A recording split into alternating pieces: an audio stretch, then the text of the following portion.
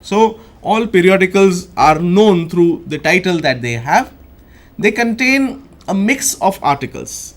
When you say a mix of articles, that is, it does not deal with articles on a particular subject only. It has a mix of articles related to various subjects that may be included in that particular journal. So a journal, or so let's say a periodical, contains a mix of articles in that sense.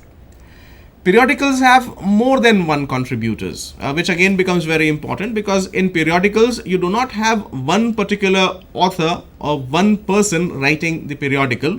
The periodicals have contributors that come from various areas or walks of life, and these contributors may even keep changing.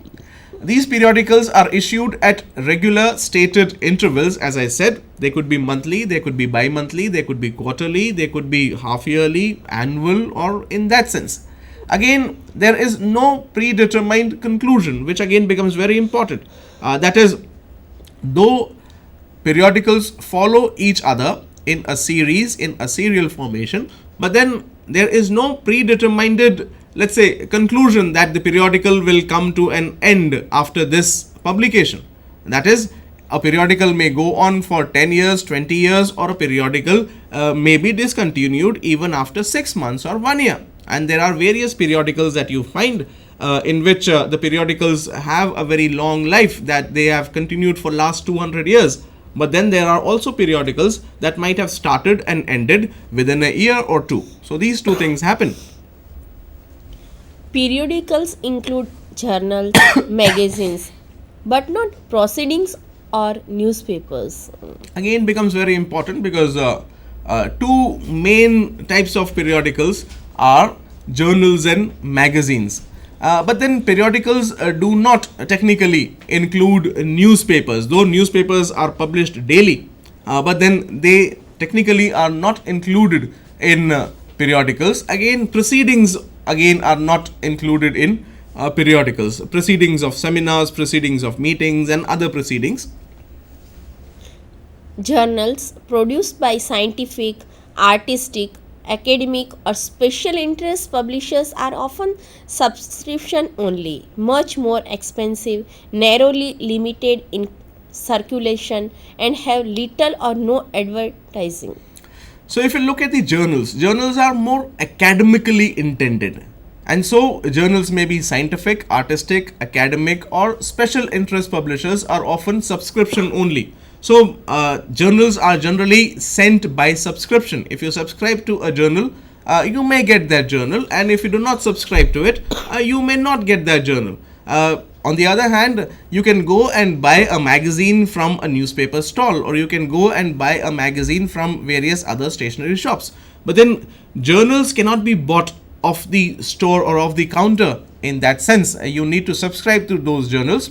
They are much more expensive because they are more specialized, and that is why, because they cater to the specialized needs of people within a profession or within that area of interest, and that is why they are more expensive. They are narrowly limited in circulation, because if a journal caters to the specific needs of people interested in a particular area of learning, and in that sense its circulation becomes limited, and they have little or no advertising. And this again becomes very important, because the less amount of advertising that is included in journals, the higher the subscription, and that is why they cater only to those people who may be interested and who are willing to shell out that extra penny to subscribe to those journals.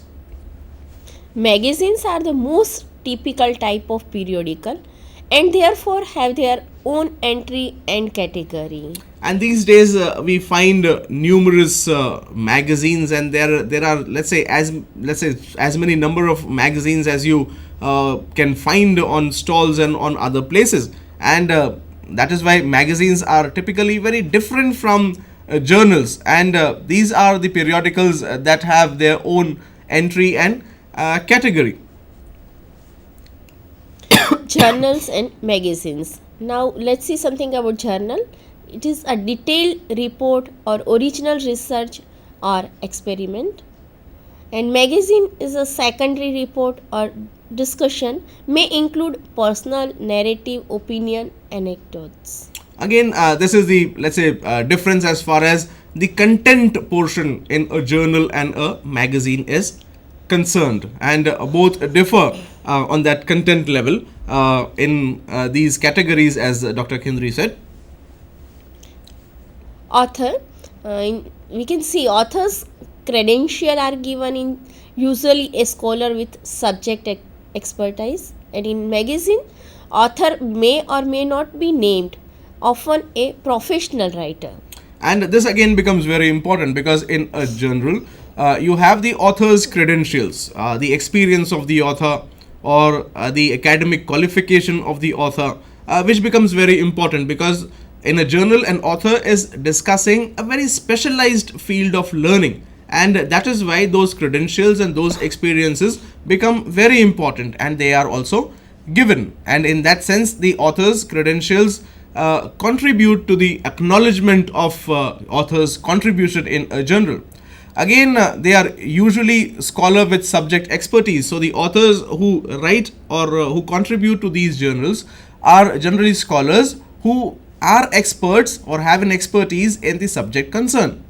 Whereas if you look at the magazines, in a magazine, authors may or may not be named because various times the magazine houses, they employ professional writers, and these professional writers may do the writing work, and that is why their names may not appear with that article.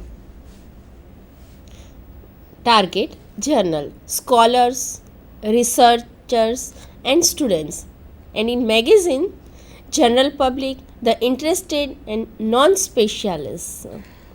So again, both the journal and the magazine cater to two very different target groups. Again, as students of commerce, it becomes very important that whatever you do it on the basis of the target. What is your target audience, or what is the target group? So in that sense, a journal targets or is intended for the scholars, the researchers, and the students, and all three are somehow or the other related to the academics, the specialized field of academics. Again, in a magazine, magazines are generally intended for general reading and general public and the interested non-specialist, and that is why magazines may be read at a leisurely time, whereas journals require a more scholarly, or let's say an academic effort, at least to know, or at least to comprehend the various academic ideas incorporated in it. Language journal specialized terminology or jargon of the field requires prior knowledge, and in magazine vocabulary in general usage understandable to most readers. Again, language and let's say language is the basis on which journal and magazines differ. In a journal, you use specialized terminology or jargons. So just for an example, if you might have studied in your let's say communication classes, that you have various registers for various professions, and these various registers are language or words that are used in that particular profession. And similarly here in a journal, you have to use that specialized terminology or jargon of the field concerned, and in a journal the language requires prior knowledge. So even if you want to read a journal, you should be acquainted with the use of the words, the jargons, and their stated meanings in currency in those days or periods or areas. And that is why, in order to understand a journal or an article in a journal, you need to have some sort of an idea of that specialized field or vocabulary. In a magazine, on the other hand, vocabulary in general is used because a magazine is generally for the general public, and that is why the language is more simple, more common, and more current. Again, magazine languages, the language used in a magazine is easily understandable to most readers because it is intended for the general common public. Layout journal formal organization, abstract methodology, analysis, results, conclusion, bibliography, charts, and graphs. And in magazines, informal organization may not come to a conclusion, illustrations, or photographs. So these are primarily the distinctions on the basis of layout that a magazine and a journal can be differentiated from each other, and that is a journal has a more of a formal organization. It uses a particular methodology. It uses an analysis, leads to results and conclusions, and there is a bibliography which has to be included at the end, which tells you about the references used, whereas a magazine is more informal. Yes, references are required in, let's say, a journal. That is, you have to use references and you have to quote those references. All quotes and facts can be verified, and the references that you have used in a journal, they should be stated in such a way that any reader can verify those. Whereas in a magazine, it is rare. There is scanty information about sources, if any, if it is included. Various times, the sources may not be included in magazines. In journals, Journal of Commerce and Business Management, Industrial Researcher, and in magazine, India Today, CSR, Femina, Business Today. So these are a few examples that you have here of journals and magazines, and if students can, let's say, distinguish them on the basis of the layout or the language or the content or the author or the target, you can easily decipher or come to know whether a given work of or a given book or a given binding is a magazine or a journal on the basis of these characteristics that we have seen. Now let's discuss something about internet. It is umbrella term that includes associated terms like cyberspace, web, www. World Wide Web. So another very important and very current source of reference these days is the internet. Generally, it's a joke that many a time people use, that if you cannot find anything within your house, go and search it on Google, so that Google will tell you where that particular thing is. This is only just leg pulling, but then very important that today people use internet as a very readily available source of reference, and it is internet is let's say an umbrella term that includes cyberspace or web or let's say www as you call it. Internet is both a source of reference, a tool for reference. A source of reference, it provides new channels to communicate, virtual resources for research, collapses physical distance. Okay, so as a reference, as a source of reference, it provides new channels to communicate. New channels to communicate could be from the different search engines that you use, various social sites that you have, various academic sites that you have. So it gives you a new channel to communicate. It gives us a virtual resource for research. That is, you can go and find, let's say, e-libraries, or you can find other things on the digital, let's say, world. Again, the most important thing about the internet as a resource reference is that it collapses physical distance.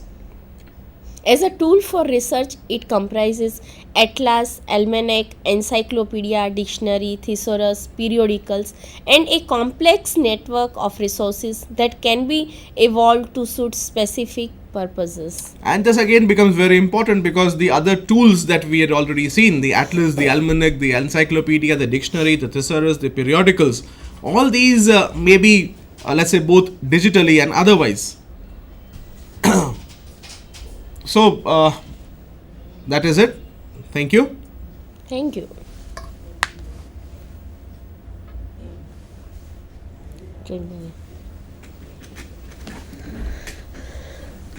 सारा कुछ बोल